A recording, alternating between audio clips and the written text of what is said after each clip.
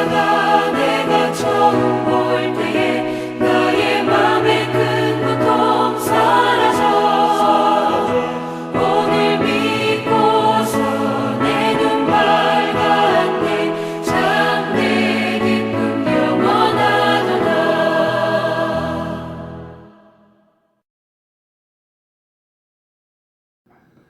할렐루야. 오늘도 주님의 은혜를 생각하며 승리하시는 복된 하루 되시기를 소망합니다. 오늘부터 고난주간이 시작이 됩니다. 예수님의 고난을 생각하면서 종료일부터 시작돼서 고난주간까지 되어지는 그러한 여정을 보여주는 영상을 준비했습니다. 이번 고난주간은 이렇게 특별한 영상을 통해서 고난을 생각할 수 있는, 예수님의 고난이 우리에게는 어떤 의미인지를 돌아볼 수 있는 그런 시간을 가지려고 합니다. 오늘도 행복하고 아름다운 시간 되시고 보여드린 영상을 통해서 은혜 많이 받으시는 귀한 삶 되시길 소망합니다. 기도하겠습니다. 사랑과 은혜가 충만하신 하나님, 오늘부터 고난주간이 시작됩니다. 예수님의 고난, 그 고난이 우리에게 어떤 의미인지를 돌아보며 또 고난주간 가운데서 허락하신 하나님의 은혜를 체험할 수 있는 시간 되게 하여 주옵소서. 예수 그리스도의 이름으로 기도합나이다. 아멘. 안녕하세요. 쏙쏙쑥쑥 바이블의 이준혁입니다.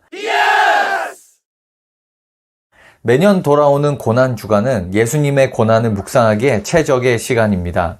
예수님의 생애 전체가 묵상의 대상이기도 하지만 특별히 고난주간이라고 불리는 예수님의 마지막 일주일의 행적, 그리고 부활 사건까지 지도와 함께 연대기적으로 재구성하여 영상을 제작해 보았습니다.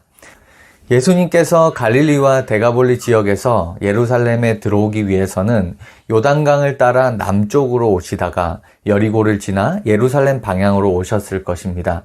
요한복음에서 요한은 6월절 6일 전에 예수님께서 베다니에 도착했다라고 증언합니다. 예수께서 유대 안식일에 여리고에서 여행하실 것 같지는 않습니다. 따라서 예수님은 금요일 저녁에 베다니에 도착했을 것입니다. 그들은 예수의 친구인 나사로, 마리아, 마르다와 함께 지냈습니다. 그들은 나사로와 그의 자매들과 함께 베다니에서 밤을 보냈던 것 같습니다. 다음 날은 안식일이었고 예수님과 그의 제자들, 나사로, 그리고 다른 친구들과 가족들은 하나님의 계명과 안식일 준수에 대해서 생각하며 하루를 보냈을 것입니다. 그 안식일 토요일 저녁에는 마리아의 기름 부음이 있었던 것 같습니다. 베다니에서 안식일, 금요일 저녁에서부터 토요일 저녁까지를 보내신 후에 예수님께서는 일요일 아침에 일어나 예루살렘 성으로 들어갔습니다. 그리고 그의 지상생애의 마지막 주간의 첫날, 종려주일이 시작되었습니다. 예수님께서 예루살렘에 가까이 계시다는 소식을 듣고 사람들의 종교적, 정치적 소망은 고조되었을 것입니다. 죽었다가 다시 살아난 나사로의 존재는 이 흥분을 더욱 고조시켰겠죠. 예수님의 벳바게로부터 예루살렘으로의 어린 나귀를 탄 입성은 이스라엘의 왕이 겸손히 예루살렘으로 입성할 것이라는 오래된 스가랴서의 예언을 성취시켜 주었습니다. 스가랴서의 예언은 왕으로 선포되었을 때 솔로몬의 예루살렘 입성을 본따 이스라엘의 장래의 왕이 나귀의 작은 것, 곧 나귀 새끼를 타고 온다는 것이었습니다. 나귀 새끼를 타고 길의 굽은 곳에서 예루살렘이 보이기 시작할 때 예수님은 그곳에서 잠시 멈추고 다가올 심판이 있을 예루살렘을 바라보시며 우셨습니다. 예수님은 나귀 새끼를 타고 예루살렘으로 가셨는데 그곳에서 종려나무 가지를 가진 많은 사람이 이미 나와서 그분을 맞이하고 있었습니다. 그들의 옷을 펴고 길에 종려나무 가지를 뿌리며 주님의 이름으로 오신 다윗의 아들, 다윗의 아들로서 호산나, 그렇게 그분을 환영했습니다. 많은 사람들이 예수님을 왕으로 환영했지만 대부분의 종교 지도자들은 예수님을 무시하고 비웃고 있었습니다. 일부 바리새인들은 군중들이 메시아에 열광하자 예수님에게 그들을 꾸짖으라고 요구하기도 합니다. 하지만 예수님께서는 그들의 요구를 거절하시죠. 오히려 예수님은 그들이 침묵하면 돌이 울부짖을 것이다 라고 대답하셨습니다. 마가의 증언에 따르면 예루살렘에 도착하신 예수님께서는 성전을 돌아보신 후 날이 이미 저물렀으므로 12제자와 함께 다시 베다니로 돌아가셨습니다. 2일차 월요일 아침 예수와 제자들이 예루살렘으로 되돌아갈 때 시장하셨던 예수님은 한 무화과 나무를 발견하게 되죠. 이스라엘은 구약에서 종종 무화과 나무로 묘사되기도 합니다. 따라서 예수님의 무화과 나무 저주 사건은 겉보기에는 살아있으나 열매 맺는 일에 실패한 이 민족에 대한 하나님의 심판을 상징하고 있습니다. 전날 예루살렘 성전에 방문해서 예수님께서는 그곳에서 무엇을 발견하게 될 것인지를 정확히 알고 계셨습니다. 돈 바꾸는 자들, 희생 제사에 쓸 동물들을 파는 상인들이 이방인의 뜰 구역에 있었습니다. 이 부당 이득자들은 유월절 순례자들의 종교적 헌신을 이용하고 있었습니다. 순례자들은 성전세를 유대 화폐 단위인 세겔로 내야 하고 제사에 쓸 흠 없는 동물들을 바쳐야 했습니다. 거룩한 열심과 의로운 분노에 사로잡혀 예수님께서는 돈 바꾸는 자들의 탁자들과 의자들을 뒤엎으시고 상인들과 고객들을 내어 쫓으셨습니다. 그리고 팔 물건을 나르는 자들이 성전 안으로 지나다니지 못하게 하셨습니다. 그런 다음 예수님께서는 사람들에게 성전은 만민을 위한 기도의 집이라고 말씀하셨습니다. 하나님께 대한 예배를 빙자하여 부자와 힘센 자들이 가난한 자들을 착취하는 도적의 소굴이 되어서는 안 된다고 가르치셨습니다. 이러한 행위로 인해서 예수님은 아마도 이득을 챙기는 유대의 종교적 리더십에 직접적으로 도전을 하게 됩니다. 대제사장들, 서기관들, 백성의 지도자들이 이런 예수님의 모습을 보면서 악에 바치어 예수님을 죽일 방법을 모색하기 시작한 거죠. 날이 저물자 예수님과 그의 제자들은 다시 한번 예루살렘을 떠나셨습니다. 3일차 화요일, 전날 저주한 그 무화과 나무 곁을 지날 때 그것이 어찌하여 말랐는지 궁금히 여기는 베드로의 말을 듣고 예수님께서는 그것을 제자들에게 하나님께 대한 믿음을 교훈할 기회로 삼으셨습니다. 그들이 의심하지 않고 믿는다면 그들은 믿음의 기도로서 영적인 산들을 능히 옮길 수 있을 것이다 라고 말씀하셨습니다. 기도하는 한편 그들은 그들에게 잘못한 다른 사람들을 용서해야 하고 그래야 그들 자신의 죄도 하나님께 용서받을 것이기 때문이다 라고 교훈하셨습니다. 화요일 이른 아침 이스라엘 백성들이 예수님의 말씀을 듣기 위해 성전으로 나왔습니다. 대제사장들, 서기관들, 장로들은 예수님이 성전에 들어올 때 즉시 예수님에게 다가가서 전날에 있었던 그의 행위들에 관하여 거칠게 따지기 시작합니다. 무슨 권위로 이런 일을 했냐? 누가 이런 일을 할 권위를 주었냐? 그러나 종교 지도자들은 예수님을 붙잡을 수 없었는데 이는 종교 지도자들은 사람들의 반응을 무서워하였기 때문이었습니다. 대신 그들은 논쟁으로 예수님의 평판을 떨어뜨리려고 하였습니다. 그러나 논쟁이 끝났을 때 그 누구도 더 이상 예수님과 논쟁하려 하지 않게 되었습니다. 모든 논쟁 상대들이 예수님께 패배하였던 것이죠. 예수님께서 성전을 떠나려 하던 화요일 저녁 그의 제자들은 성전 건물의 크기와 장엄함을 두고 이야기하고 있었습니다. 그에 대한 반응으로 예수님께서는 돌 위에 돌 하나도 남지 않을 날이 신속하게 다가오고 있음을 예고하셨습니다. 모든 것이 파괴될 것을 예고하셨죠. 예수님께서 그의 제자들과 올리브산에서 멈추어 쉴 때 제자들이 예수님께 다가와서 그 예언의 때가 언제냐고 조용히 물었습니다. 예수님은 제자들에게 예루살렘의 파멸, 즉 주후 70년에 발생할 사건과 관련하여 가르치고 있는지 또는 예수님의 재림 및 종말에 관하여 가르치고 있는지는 명확하지 않습니다.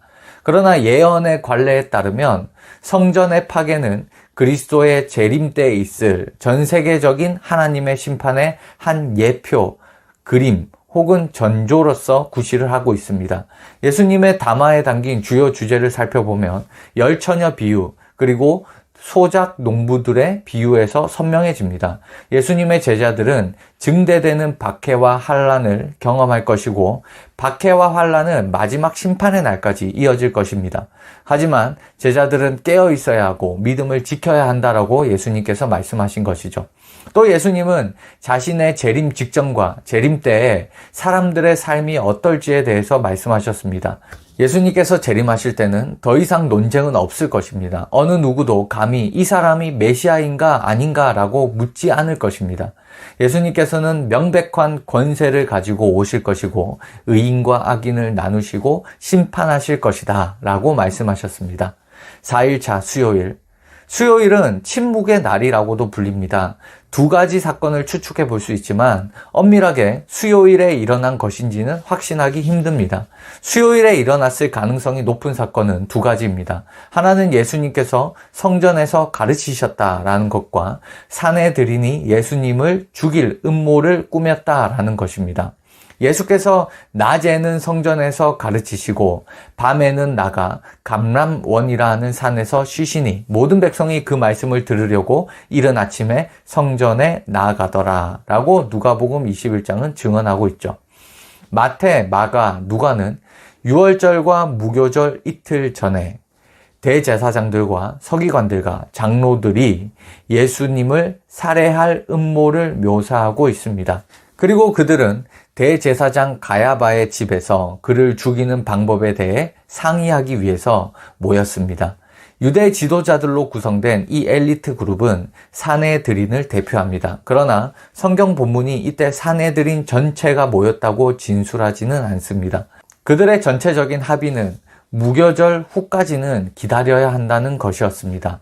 무교절, 그 축제가 끝나면 백성은 흩어지고 자기 고향으로 돌아갈 것입니다. 그 시점이면 소요를 자극할 우려 없이 자유롭게 예수님을 체포하고 죽일 수 있을 것이라고 그들은 생각했습니다.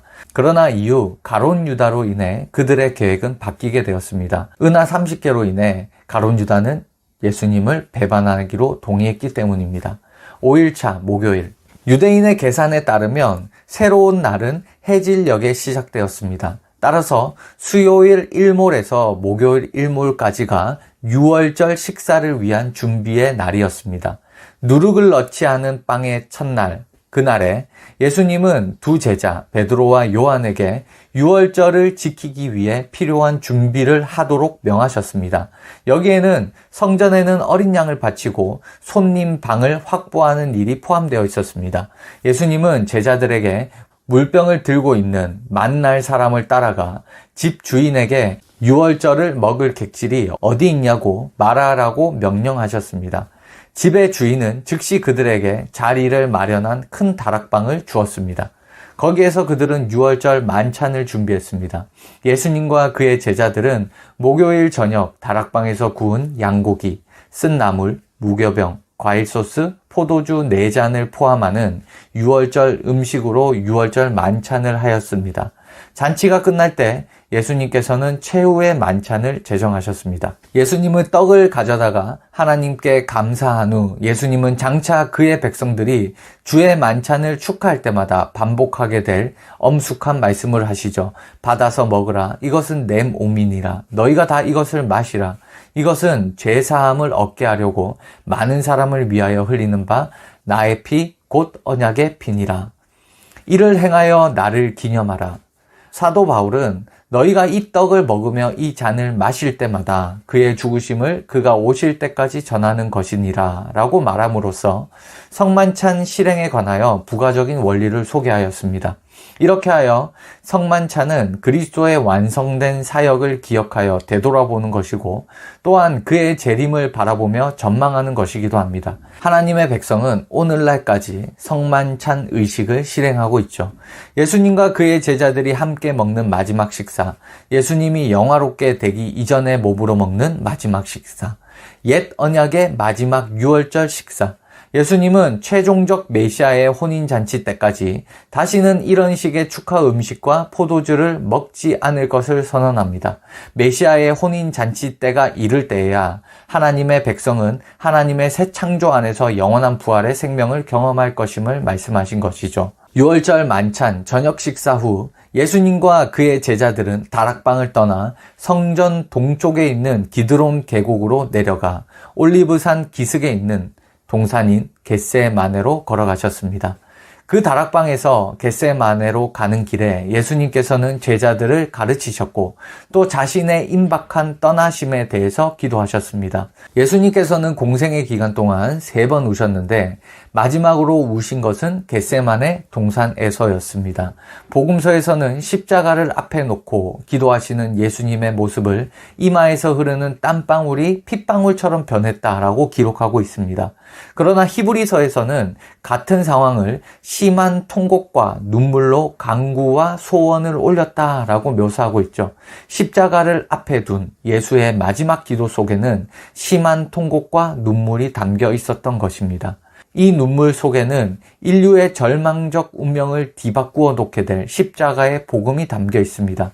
그런 점에서 그 눈물은 절망이라기보다 오히려 인류 구원의 감격이 담겨 있는 눈물이죠. 눈물의 기도 속에서 예수님께서 선택한 십자가는 온 인류에게 구원의 넓은 길을 열어놓은 결과를 가져왔기 때문입니다. 그러므로 예수께서는 이제 우는 자는 복이 있나니 너희가 웃을 것이다 라고 말씀하셨습니다. 6일차 금요일, 유다가 그와 함께 있던 자들과 예수가 누군지 신원 확인을 위해 미리 암호를 짜두었음을 보게 됩니다. 그 암호는 입맞춤, 유명한 가롯 유다의 입맞춤이었습니다. 통상적으로 입맞춤이란 깊은 사랑과 애정의 표시였죠. 하지만 이번 경우에 그것은 유다의 배신의 징표가 됩니다. 예수님께서 유다와 입맞춘 이유, 예수님께서 말씀하시죠. 유다야, 내가 입맞춤으로 인자를 파느냐. 이는 한편으론 부드러운 책망이면서 또한 이제 막 펼쳐지기 시작할 말할 수 없는 비극과 변장한 정의에 대해 깊이 느껴지는 아픔의 표현입니다. 겟세마네 동산에 있는 동안 예수님은 유다에게 배신의 입맞춤으로 배반당하고 성전 경비원들에게 체포되었습니다. 예수님은 전임 대제사장이며 당시 대제사장 가야바의 장인인 안나스에게 끌려갔습니다. 안나스는 본래 주 6년부터 9년간 대제사장직을 맡았다가 주 15년의 임기를 마쳤지만 당시 대제사장이었던 사위 가야바의 임기 동안에도 영향력을 행사하며 대제사장이라고 불렸습니다. 안나스는 육체적 모욕과 그의 제자들과 가르침에 대한 질문들로 예수님을 위협하였습니다. 안나스의 모욕적인 위협 이후에 예수님은 두 번째 대제사장인 가야바를 비롯한 서기관들과 제사장들이 모인 곳으로 끌려가셨고 그곳에서도 예수님은 조롱당하시고 신문 받으셨습니다. 예수님은 자신이 메시아인 것과 하나님의 아들인 것, 그리고 궁극적으로 인자가 권능의 우편에 앉아 있는 것과 하늘 구름을 타고 오는 것을 너희가 보리라고 말씀하셨습니다. 종교 지도자들은 그를 죽음에 합당한 죄인, 신성모독죄로 정죄하였습니다. 한편 베드로는 예수님께서 정죄받고 있는 그곳, 가야바의 뜰에서 예수님을 부인하고 있었습니다. 불과 몇 시간 전에 어떤 희생이나 대가가 따르더라도 예수님을 부인하지 않겠다고 예수님 옆에서 맹세했던 그 사람이 예수님에게 가장 어두운 시간에 예수님을 저버리고 있었습니다. 베드로의 3번째 부인이 있은 직후 닭이 울게 되죠. 누가는 이때 예수가 돌이켜 그를 보았다고 진술하고 있습니다. 눈이 마주쳤음을 암시하고 있는 거죠. 예수님께서 창 너머로 베드로를 보셨을 것입니다. 어쩌면 예수님께서 옮겨가는 중에 뜰을 보고 베드로를 봤을지도 모릅니다. 어느 경우든 예수님께서 베드로를 바라보셨을 때 베드로의 기억을 불러일으키셨습니다. 베드로는 닭이 울기 전에 나를 3번 부인하리라 라고 하던 예수님의 말씀을 잊고 있었습니다. 베드로는 격렬히 거부하였고 심지어 예수님을 꾸짖었습니다. 예수님의 말씀이 기억나자 베드로는 급히 뜰을 떠나 심히 통곡하며 예루살렘 거리 속으로 들어갔습니다.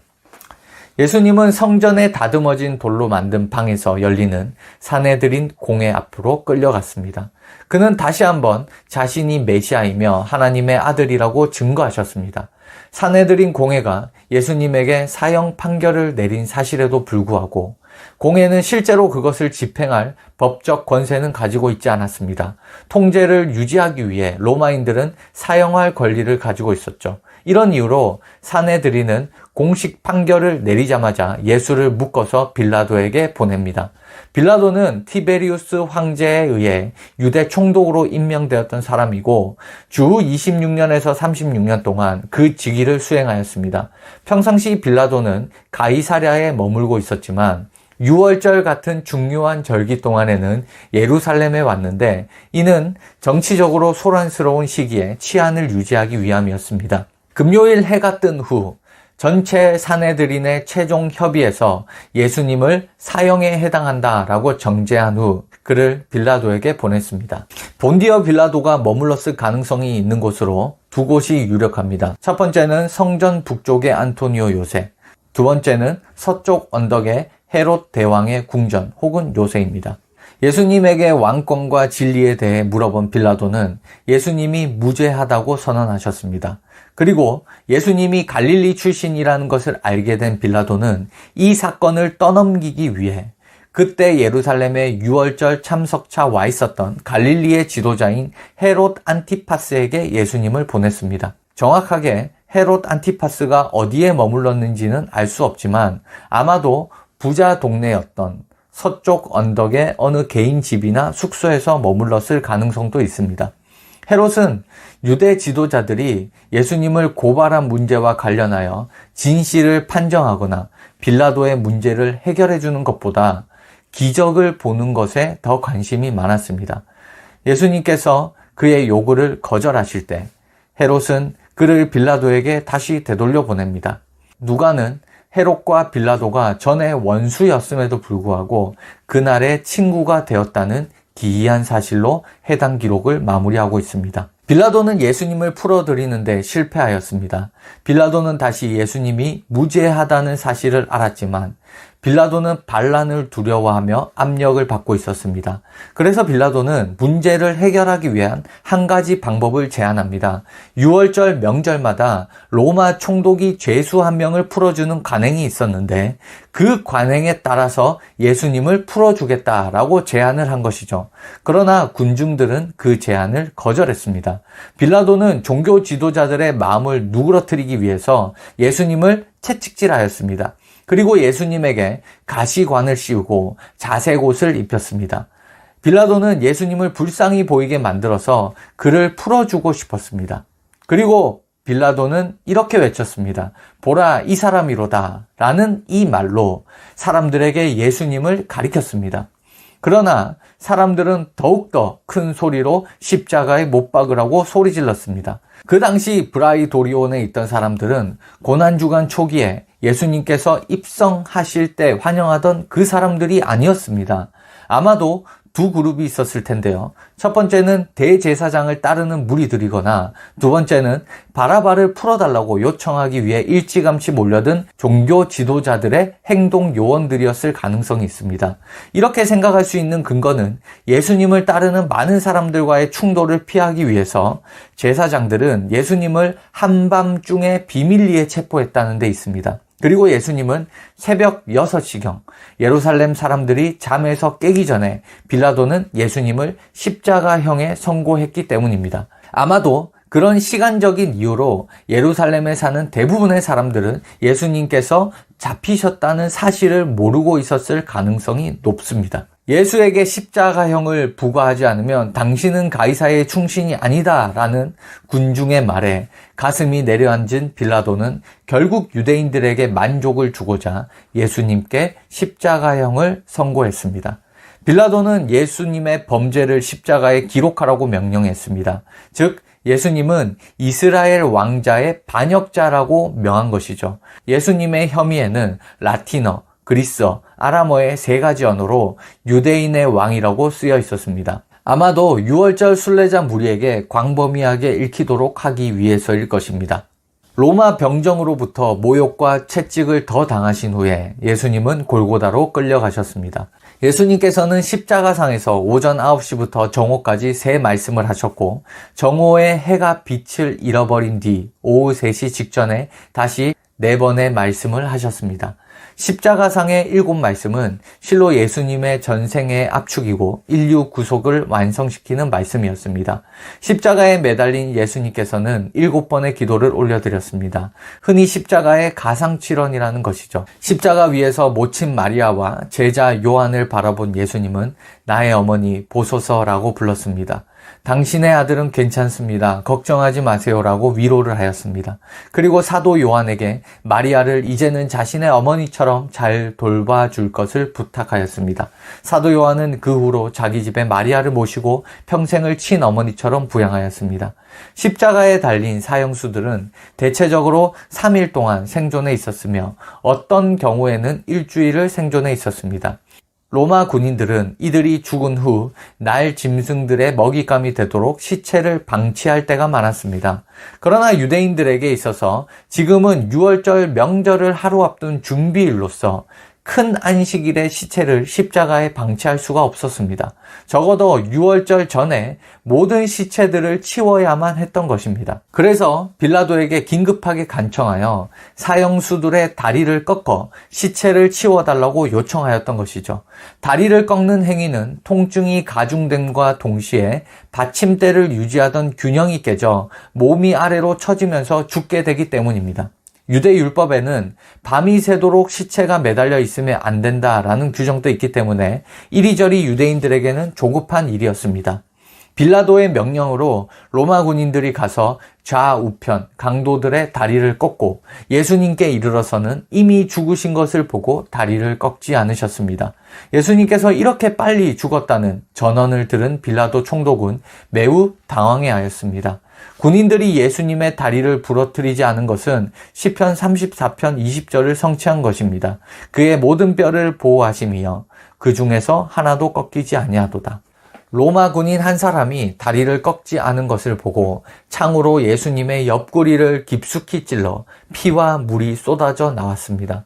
한 로마 군인이 창으로 예수님의 옆구리를 찌른 것은 스가랴서 12장 10절을 성취한 것이죠. 거기서 선지자는 순환을 겪은 한 거룩한 인물에 관하여 말하면서 이렇게 기록합니다. 그들이 그 찌른 바 그를 바라보고 그를 위하여 애통하리라. 예수님께서는 대략 6시간 동안 십자가에 매달렸습니다. 많은 사람들이 예수를 못 박은 때가 약 제3시, 즉 오전 9시였으며 오후 3시에 돌아가셨다라고 밝히고 있습니다. 이때 제6시 정오에서 제9시 오후 3시 사이 특이한 어둠이 그 땅을 덮었다라고 언급합니다. 몇 가지 초자연적인 현상들이 예수님의 죽음과 함께 일어났습니다. 첫째, 성전의 휘장이 맨 위에서부터 바닥까지 둘로 찢어집니다. 성소와 지성소를 구분하는 이 휘장은 높이가 약 18m였고 넓이가 약 9m였습니다. 오직 1년에 단 한 번 속죄일에 대제사장만 지나갈 수 있었습니다. 이 거대한 휘장이 초자연적으로 찢어진 것은 하나님의 백성이 이제는 예수님을 통하여 직접 그의 임재 안으로 들어가게 된 것을, 그리고 자기를 단번에 영원히 들이신 예수님의 희생적 죽음이 성전에서 드려졌던 동물 제사들을 폐하였음을 말씀해 줍니다. 두 번째, 그 지역에서 바위들이 쪼개질 정도로 강력한 지진이 발생했습니다. 지진이 이스라엘에서 드문 것은 아니었지만 특별한 시점에 발생한 이 지진은 믿지 않는 목격자들에게 상당히 으스스하고 불안하게 여겨졌던 것으로 보입니다. 반면에 믿는 자들에게 그 지진은 하나님의 심판을 나타내는 신적 징표로 해석되었을 것입니다. 세 번째, 마태만 홀로 증언하는데요. 예수의 부활 후에 많은 죽은 성도들이 죽은 자들 가운데서 일어나 예루살렘의 많은 사람에게 나타났다라고 기록하고 있습니다. 예수님을 계속 지켜보았던 백부장은 지진과 그에 동반되는 초자연적인 현상들, 고문하는 자들을 향한 예수님의 사랑, 그리고 큰 소리로 하나님께 기도하며 예수님의 죽는 방식을 보았을 때 놀라서 이렇게 외치죠. 이는 진실로 하나님의 아들이었도다. 예수님을 아리마대 요셉이 새 무덤에 매장을 합니다. 요셉으로서는 예수님의 시신을 빨리 매장하는 것이 중요했습니다. 신명기 21장 23절의 명령에 따르면 시신은 사망 당일에 매장되어야 하기 때문입니다. 안식일이 금요일 저녁 일몰 때 시작되기 때문에 시간이 급했습니다. 요셉은 세마포를 구입하여 그것으로 예수님의 몸을 쌌습니다. 그리고 그 몸을 근방에 새로 판 무덤에 안치했습니다. 암석을 파서 만든 무덤들은 그 당시 매우 가격이 비쌌고 대개 부유한 가족들에게만 속해 있었습니다. 그 무덤은 아마도 요셉의 가족 무덤이었던 것 같습니다. 그는 입구에 굴리는 돌을 두어서 서둘러 매장을 마쳤습니다. 돌의 주된 목적은 들짐승들이 시신을 삼키지 못하도록 방지하는 것입니다. 요한은 니고데모가 예수님을 매장할 때 요셉을 도왔고 모략과 침량 썩는 것을 가져왔다라고 언급하고 있습니다.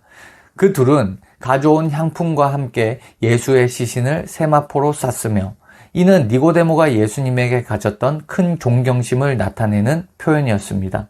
예수님의 몸이 부자의 무덤에 매장된 것은 이사야의 예언에서 나타납니다. 그의 무덤이 악인들과 함께 있었으며 그가 죽은 후에 부자와 함께 있었도다. 안식일, 즉 니산월 15일 토요일에 예수님의 시신이 무덤에 누워 있었습니다. 그가 장사되는 동안 몇몇 여자들은 지켜보았습니다. 무덤은 시체 도난을 막고 봉인되었고 경비원이 배치되었습니다. 막달라 마리아, 야고보의 어머니 마리아, 살로메를 포함하여 적어도 3명의 여성이 비록 사후에 있었음에도 불구하고 예수님의 적절한 장사를 위해 무덤에 갈 향신료를 준비했습니다. 니산월 16일 일요일 일출 전에 천사가 하늘에서 내려와 돌을 굴려서 그 위에 앉았습니다. 지진이 발생했습니다. 경비병은 기절했습니다. 여인들은 무덤에 도착하여 비어있는 무덤을 발견했습니다. 막달라 마리아는 다른 여성들을 그곳에 두고 달려가 제자들에게 말했습니다. 무덤에 있는 여인들은 두 천사를 보았는데 그들은 예수님이 부활하셨다라고 말했습니다. 그분은 제자들에게 갈릴리로 가라고 지시하셨습니다. 여자들은 제자들에게 소식을 전하기 위해 떠났습니다. 한편 경비병들은 의식을 되찾은 뒤 빈 무덤을 당국에 신고했습니다. 종교 지도자들은 시신이 도난당했다고 간수들을 매수했습니다. 여인들은 보고 들은 것을 제자들에게 이야기했고 제자들은 말도 안 된다고 생각했습니다. 베드로와 요한은 무덤으로 달려가 무덤이 비어있는 것을 확인했습니다. 그들은 집으로 돌아왔지만 막달라 마리아는 무덤으로 갔습니다. 막달라 마리아는 천사를 보고 예수님을 만난 첫 번째 여인이 되었습니다. 같은 날 예수님께서 베드로에게 나타나셨습니다. 또한 엠마오로 가는 두 제자들에게도 나타나셨습니다. 그리고 두 제자는 서둘러 예루살렘으로 돌아와 예루살렘에 있는 11제자에게 이 사건을 이야기했습니다. 예수님께서 10명의 제자에게 나타나셨을 때 도마는 그 자리에 없었습니다. 나중에 예수님은 도마를 포함하여 11제자 모두에게 나타나셨습니다. 바울에 따르면 갈릴리에 있는 약 500명의 제자들에게 나타나셨습니다. 예수님은 그의 형제 야고보에게도 나타나셨습니다. 예수님은 40일 동안 제자들에게 나타나셨고 하나님 나라의 일을 말씀하셨습니다. 예수님은 제자들에게 모든 민족을 제자로 삼아 세례를 베풀고 예수께서 가르치신 것을 가르쳐 지키게 하라고 명령하셨습니다. 예수님은 또한 성령을 보내겠다고 약속하셨습니다. 마침내 예수님은 베다니 근처에서 하늘로 승천하셨습니다. 제자들은 큰 기쁨으로 예루살렘으로 돌아왔고 계속해서 성전에서 하나님을 찬송했습니다. 지금까지 고난주간을 맞이해서 예수님께서 예루살렘에 입성한 그날부터 십자가에 달리시고 부활하신 그날까지를 한번 정리해 보았습니다. 감사합니다.